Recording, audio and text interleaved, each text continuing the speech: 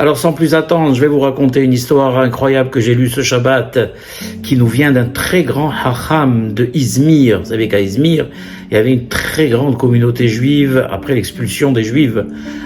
Après la destruction du temple, les Romains ont expulsé les Juifs un peu aux quatre coins du monde, dont la Turquie. Et beaucoup de Juifs ont été en Turquie. Il y a Izmir, il y avait de très grands hachamim. Il y a un grand hacham que nous, les Juifs marocains, on connaît bien parce que nos parents lisaient ce livre. C'est le hacham Menahem Menashe, Zecher Sadiq Kadosh Vachak, qui s'appelle Ahavat Haïm, qui est un livre qui nous a bercé. C'est d'ailleurs un des livres sur lesquels j'ai commencé mes premières drashot. Donc c'est vous dire l'affection que je porte à ce tzaddik kadosh qui était un Mekoubal, un grand hacham, et raconte une histoire qui s'est passée à Izmir il y a quelques siècles. Et c'est comme ça que ça s'est passé. Il y avait un juif qui était commerçant et qui avait un magasin, qui travaillait. Bon, Hachem, il arrivait à s'en sortir grâce à ce magasin. Et un jour, il était à la porte de son magasin et il voit un homme aller, venir. Il a senti que cet homme voulait le voir, voulait lui dire quelque chose. Alors, il s'adresse à l'homme, il lui dit « Monsieur, qu'est-ce que je peux faire pour vous ?»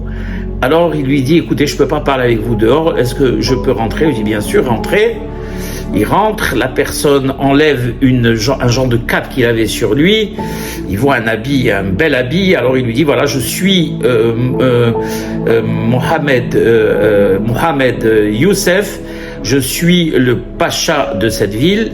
Le juif s'appelait lui Shlomo Hadji, rappelez-vous de ce nom, Shlomo Hadji.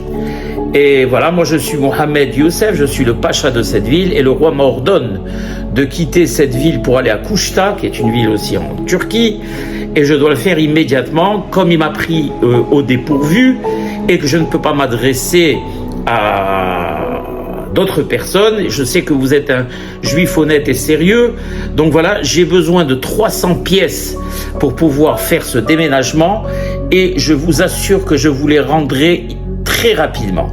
Dès que j'atteins mon but, que je m'installe, je vous enverrai ça soit en bon, soit je vous signe un shtar, soit quoi que vous vouliez, je le fais.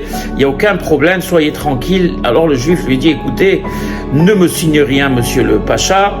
Je vous fais confiance, je n'ai pas besoin ni d'intérêt, comme l'avait proposé, ni de shtar, ni rien du tout. Voici vos 300 pièces et quand vous pourrez, vous me les rendrez. Et donc le pacha le remercie et s'en va.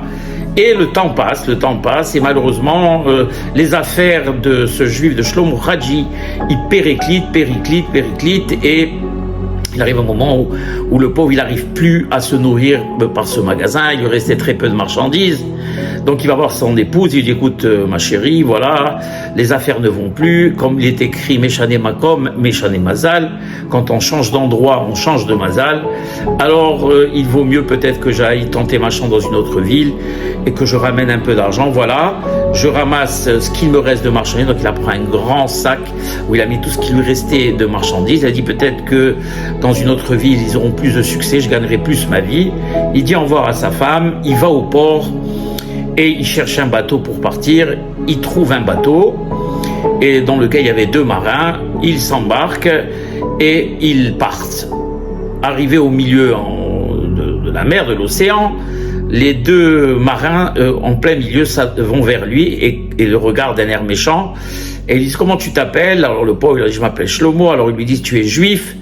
Alors il lui dit oui je suis juif, déshabille-toi, on va te prendre tout ce que tu as, c'est toi qui as crucifié Jésus, c'est toi ceci, c'était des chrétiens. À l'époque, vous savez, il y avait beaucoup de chrétiens qui habitaient en Turquie, après les Byzantins, donc on le sait, il y a eu beaucoup de chrétiens qui sont restés en Turquie, et c'était des fanatiques qui se sont jetés sur lui, ils lui ont dit maintenant, donc on va te montrer ce que tu as fait à notre maître, à nous, on va te le refaire nous. Donc il y en a un qui s'est mis devant lui avec une barre de fer, l'autre qui s'est mis derrière avec une barre de fer, le pauvre il était tout nu et ils ont commencé à le poignarder, un devant, un derrière, un devant, un derrière.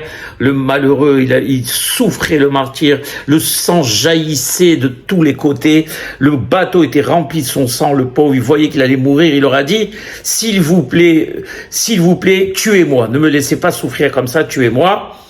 et ils lui ont dit non, non, non, on va te faire souffrir comme tu as fait souffrir notre maître, etc., etc. Ils ont continué à le poignarder, le pauvre il se vidait de son sang. Un moment d'inattention de leur part, il s'est jeté, le pauvre, il a couru et il s'est jeté à l'eau. Quand il est tombé dans l'eau, l'eau salée a pénétré dans les trou qu'il y avait dans sa peau, le pauvre, et il hurlait de douleur à l'intérieur de l'eau. Eux, ils étaient heureux, ils ont dit c'est terminé pour lui, donc ils ont continué leur chemin. Et le malheureux, tant bien que mal, comme ils n'étaient pas heureusement encore très loin du bord, Akadosh Baruch Hu, il a fait un miracle, il a envoyé une grande vague, et cette vague l'a porté jusqu'à arriver au rivage. Il était sur le rivage mort, la tête à moitié mort, la tête en dehors de l'eau, les pieds dans l'eau, sur le rivage donc. Il y a deux jeunes juifs qui passaient par là parce qu'ils avaient fui la ville où ils étaient, puisque le sultan avait ordonné des taxes très fortes aux juifs et ils n'avaient pas les moyens de le payer, donc ils se sont sauvés. Quand ils arrivent ils voient sur le bord du rivage, ils identifient toujours tout de suite que c'est un juif, parce qu'à l'époque, ils mettaient tous le talit katan, ils se disent entre eux, eh bien, prenons ce juif, amenons-le chez nous, dans la communauté, peut-être qu'Akadosh Baruch Hu, quand il va voir qu'on a sauvé la vie d'un de nos frères, il va annuler cette xéra, ce décret que ce sultan a mis sur nous. Donc ils prennent le pauvre Hadi Shlomo, ils l'amènent dans la synagogue où la communauté se réunissait. On amène un docteur, le docteur dit il lui reste quelques heures à vivre, il agonise là, c'est même pas la peine d'espérer quoi que ce soit. Et dans cette communauté, ils avaient l'habitude de mettre toujours deux personnes à côté de celui qui agonisait, au cas où la personne, au moment où il allait mourir, qu'on lui fasse Kriyat Shema, qu'on lui fasse le vidouille. Et donc ils ont mis deux personnes à côté de lui. Et les deux personnes, bien sûr, n'avaient rien d'autre à faire qu'à parler. Et ils ont commencé à parler du décret, ceci, cela. Et le pauvre juif qui était à moitié mort écoutait quand même. Hadi Shlomo, il écoutait. Et il leur a dit, le pauvre, vraiment avec une voix très faible, vous parlez maintenant d'un pacha d'un sultan qui vous a fait ce décret. Comment s'appelle-t-il? Alors il dit Mustafa Ali. Mustafa Ali. Alors le pauvre, il leur dit, donnez-lui le bonjour de la part de Hadi Shlomo et dites-lui qu'il ne fasse rien aux Juifs. Alors eux, comme ils pensaient que, bien sûr, le type, il agonisait, qu'il avait des visions, j'ai dit d'accord, ne t'inquiète pas, on va le faire. Et bien sûr, ils n'ont rien fait du tout. Les jours passent, on ramène encore une deuxième équipe qui restait à côté de lui. Et bien sûr, il n'avait rien d'autre mieux à faire que de parler de ce décret. Donc il continue à parler. Et lui, le pauvre, encore une fois, je vous ai déjà dit d'envoyer quelqu'un et dire qu'il a le bonjour de Hadi Shlomo et qu'il ne fasse rien aux Juifs. Alors, bien d'accord, ne t'inquiète pas, on va le faire. Personne, le pauvre, ne le prenait au sérieux. Bien sûr, quelqu'un qui agonise, comment on va le prendre au sérieux? Imagine qu'il a des visions, le pauvre. Il est près de mourir. Et le temps passe et il meurt pas. Et donc, le Shabbat arrive et vous savez, tous les Juifs de cet endroit se réunissaient à la synagogue. Et encore une fois, on ne parlait que de ça. Et chacun raconte, et il disait, tu sais, le juif là qu'on a ramené, à un moment donné, il nous a dit, donnez le bonjour de la part de Hadi Shlomo et dites au sultan ah bon? Eh bien, et il y a deux autres qui viennent, eh bien, nous aussi, il nous a dit la même chose, et deux autres qui viennent encore, eh bien, nous aussi, il nous a dit quelque chose, la même chose. C'est marrant, ça, c'est pas possible. Ils décident tous de retourner le voir, à ce pauvre juif. Et ils se mettent tous autour de lui, ils continuent à parler, faire comme si de rien n'était, continuant encore à parler de ce décret. Et le pauvre, encore le juif, leur dit, mais je vous ai dit toute la semaine, allez, donnez le bonjour de la part de Hadi Shlomo et dites qu'il ne fasse rien aux Juifs. Cette fois-ci, ils ont dit, bon, c'est pas possible, il y a trop de coïncidences, il a répété à trop de personnes, on peut pas laisser cette chose passer, on va aller voir le rabbin de la ville. Donc ils vont voir le rabbin de la ville, ils lui racontent, le rabbin de la ville dit, amenez-moi son chevet, il retourne à son chevet, il parle encore pour vérifier si c'est bien, il parle encore de la même chose, et le pauvre, le Hadi Shlomo, il dit au rabbin, Rabbi, je leur ai dit plusieurs fois d'aller voir et de passer le bonjour à Mustafa Ali. de ma part, et lui dire qu'ils ne fassent rien aux Juifs. Cette fois-ci, le rabbin a dit, demain matin, 2 nobles de la communauté et moi allons tout de suite voir le pacha de la ville. Donc ils prennent un très beau carrosse, ils s'habillent bien sûr, le rabbin et 2 nobles, et ils arrivent au palais de ce pacha, de ce sultan. Il était bien sûr à la porte en train de fumer son narguilé, tout heureux. Il les voit venir de loin, il dit ça y est, tiens, ils sont venus me payer les taxes. Donc il demande à son gardien, il leur dit, faites-les monter. Il les fait monter, donc il les reçoit avec, il leur offre du café. Alors vous êtes venus payer mes taxes. Alors le rabbin lui dit, monsieur le sultan, votre majesté, voilà, nous on a une habitude chez nous dans la communauté, quand quelqu'un il agonise, on lui met 2 personnes devant lui et on fait tout ce qu'il nous demande de faire, et voilà. Et il lui raconte toute l'histoire. Il nous a dit qu'il s'appelle d'aller voir Moustapha Ali et de lui dire qu'il a le bonjour de la part de Hadi Shlomo. Dès qu'il entend ça, Moustapha Ali, il dit Hadi Shlomo. Ça faisait des années déjà. Mais ce nom me dit quelque chose. Attendez une seconde, il rentre, il ouvre son petit calepin, parce qu'ils avaient l'habitude de noter, c'était échanger les noms quand ils s'étaient vus il y a plusieurs années. Et il a vu le nom de Hadi Shlomo. Il court vers, où est Hadi Shlomo? Où est-il? Où est-il? Alors il lui dit, il est chez nous à la synagogue.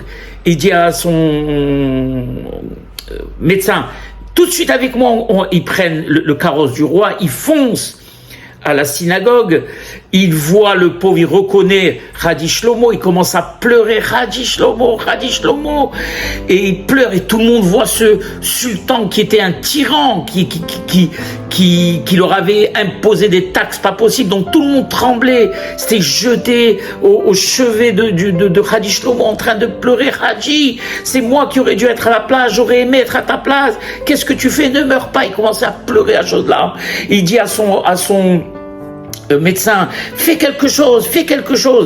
Et le médecin ausculte Hadi Shlomo et dit au sultan, mon roi, ne vous inquiétez pas, il y a peut-être une solution, mais il faut absolument tout de suite le faire sortir et l'amener chez vous au palais. Donc il ordonne qu'on prenne Hadi Shlomo, qu'on l'amène au palais, et le sultan lui colle le médecin 24 heures sur 24. Et Baruch Hashem, au fur et à mesure des médicaments qu'on lui donne, de la nourriture qu'on lui donne, le pauvre Hadi Shlomo, il commençait à retrouver des forces. Et les Juifs de la communauté, le Rav venait tous les jours le voir, il voulait savoir quel était le lien qu'il y avait entre Hadi Shlomo et le sultan, le tyran. Et quand le pauvre Hadi Shlomo retrouve ses esprits, le sultan se met à côté de lui. Que je suis heureux, Shlomo, de te retrouver, que je suis heureux. Tu sais que pour toi, j'ai annulé toutes les xérotes que j'avais fait, tous les décrets contre les Juifs. Car jamais j'oublierai ce que tu as fait pour moi. Tu es plus qu'un frère. Raconte-moi qu'est-ce qui t'est arrivé. Et le pauvre Hadi Shlomo, il lui raconte que ses affaires avaient périclité et qu'il avait pris ce qui lui restait comme marchandise dans un sac, qu'il avait pris un petit bateau avec 2 marins, qu'il avait poignardé, etc., qu'il avait pu se jeter à l'eau, etc. Alors il lui dit, le sultan, est-ce que tu te rappelles du bateau? Il lui dit non, mais des personnes, il dit non, mais je me rappelle du nom du bateau. Il dit, tu te rappelles du nom du bateau? Donc le sultan, qui était très puissant, il envoie des soldats lui partout dans les ports, et il leur dit, allez me chercher ce bateau et ramenez-moi les marins et le capitaine de ce bateau immédiatement. Donc ils cherchent un peu partout et ils arrivent à localiser ce bateau. Il va chez les marins de Mamzerim et il leur dit, le sultan veut vous voir. Ils ont tremblé de peur, pourquoi le sultan veut nous voir? Donc ils arrivent au palais et le sultan dit à Hadi Shlomo, voilà, je vais te mettre dans la pièce d'à côté, en même temps toi tu pourras les voir et eux ils pourront pas te voir. Quand je te regarde et tu me fais signe si c'est bon, si c'est bien eux, à ce moment-là je sais ce qu'il me restera à faire. Et donc les deux arrivent Et le roi les reçoit, il les a mis à l'aise, il leur a donné à boire, à manger. Alors ils étaient intrigués, ils avaient peur. Il dit, monsieur le sultan, pourquoi vous nous avez convoqués? Alors il dit, mais ne vous inquiétez pas, ça fait partie des habitudes du pays. Quand quelqu'un arrive dans notre pays et qu'on ne connaît pas, on le reçoit, on s'enquérit de s'il a besoin de quelque chose, d'où il vient, d'où venez-vous, vous? Qu'est-ce que vous faites? Alors il dit, ben nous sommes commerçants et d'ailleurs les soldats avaient ramené le sac qui restait le pauvre de Shlomo Hadji du bateau, et il leur dit, et le sultan leur dit, ça, qu'est-ce que c'est? Lui, ben ça, c'est ce qui nous reste de marchandises. On a vendu tout ce qu'on avait, là, c'est ce qui nous reste de marchandises. Alors, il leur dit, le sultan, il les regarde, il leur dit, et si, par hasard, vous avez pris avec vous un juif que vous avez poignardé, que vous avez jeté à l'eau, à qui vous avez volé cette marchandise, est-ce que c'est possible? Alors, mais Hazve Halila, ils lui disent les deux, nous sommes des gens bien, jamais de la vie. Comment vous, mon roi, vous nous soupçonnez d'une chose pareille? Jamais de la vie. Et le roi, il regarde de loin Hadi Shlomo, il lui fait signe si c'était eux, et Hadi Shlomo dit oui de la tête. Alors le roi dit, et si, aux deux, et si j'amène le juif que vous avez jeté à l'eau, que vous avez poignardé, est-ce que ça confortera mes dires? Alors eux, dans leur tête, ils ont dit au roi, mais oui, monsieur le sultan, amenez-le. Parce que pour eux, dans leur tête, il était mort, déchiqueté par les requins et qu'il ne restait plus rien de lui. Alors le roi regarde la chambre et il dit à Hadi, Tfaddal, Hadi Shlomo, Tfaddal, rentre. Dès que les deux marins le voient, ils sont presque évanouis. Alors il dit le sultan à Hadi Shlomo, est-ce que c'est bien eux, ces deux Rechaim, tu les reconnais bien, c'est eux qui t'ont fait ça? Alors Hadi Shlomo leur dit, il dit au sultan, je les ai suppliés de m'achever pour ne pas que je souffre, même ça, ils n'ont pas voulu. Il leur dit, ah bon, vous avez fait ça, Hadi Shlomo, mon frère? Il appelle ses gardes, il dit, pendez-les tous les deux, immédiatement. Donc bien sûr, ils les prennent et ils les pendent. Et Hadi Shlomo, il reste un peu avec le sultan, quelques semaines, temps de se rétablir. Et il lui donne, non seulement il lui rend bien sûr les 300 pièces d'argent qui multiplie par 15 ou par 20, et il lui dit, retourne chez ton épouse, tu n'as plus besoin maintenant de travailler. Et il dit, je te promets que maintenant, la communauté juive de ma ville sera ma communauté préférée, et plus rien ne leur arrivera. Voilà mes chers amis, imaginez maintenant, quand on fait du bien, il ne faut jamais avoir peur de faire du bien, ou hésiter à faire le bien, car toujours le bien revient. Toujours le bien revient, et on regarde et on voit Béhémet par cette histoire. Quelle chance y avait-il encore que Hadi Shlomo reste en vie et qu'il retrouve la personne à qui il a fait du bien, qu'il devienne pacha et qu'il le sauve de la mort et qu'il sauve toute une communauté grâce à ce bien. Voilà mes chers amis, Baruch Adonai Le'olam, Amen ve Amen.